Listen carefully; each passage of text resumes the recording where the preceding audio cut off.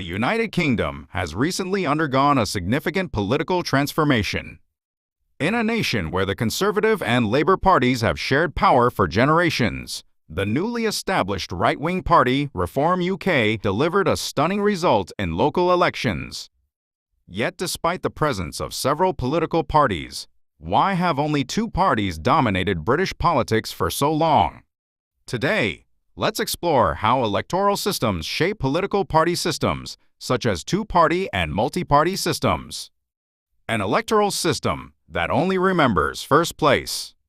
A two-party system refers to a political system in which two major parties dominate politics and compete for power. However, very few countries today actually have only two political parties.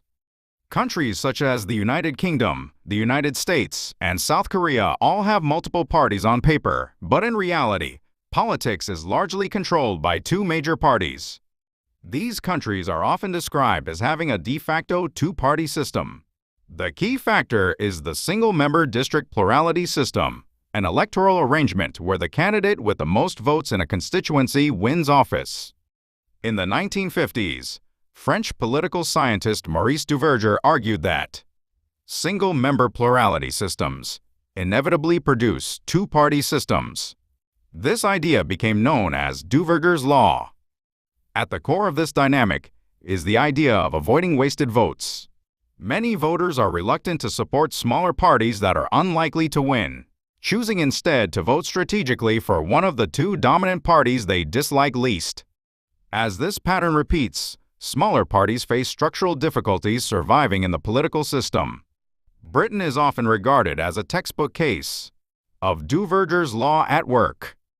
In the 2024 general election, Labour won only 34% of the overall vote, but went on to secure 63% of parliamentary seats.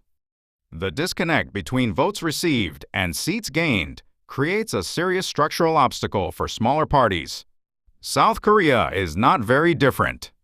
Although proportional representation exists to some extent in South Korea's National Assembly elections, the overwhelming majority of seats are still decided through single-member district elections. Countries where multi-party systems took root. Proportional representation systems, by comparison, tend to produce multi-party political structures. In Germany, seats in parliament are distributed based on each party's share of the national vote. Even if a voter's preferred candidate fails to win locally, the party can still gain 10% of parliamentary seats by securing 10% of the vote nationwide. As voters face less pressure to avoid wasting their votes, they are more likely to support parties that genuinely reflect their views. New Zealand originally used the same single-member plurality system as South Korea. However, repeated mismatches between vote share and seat share increased public demand for reform. And in 1993, the country adopted a proportional representation system. Since then, New Zealand has shifted from a two-party system to a multi-party system. In the end, politics is driven by voters' choices, but electoral systems shape the structure of political parties.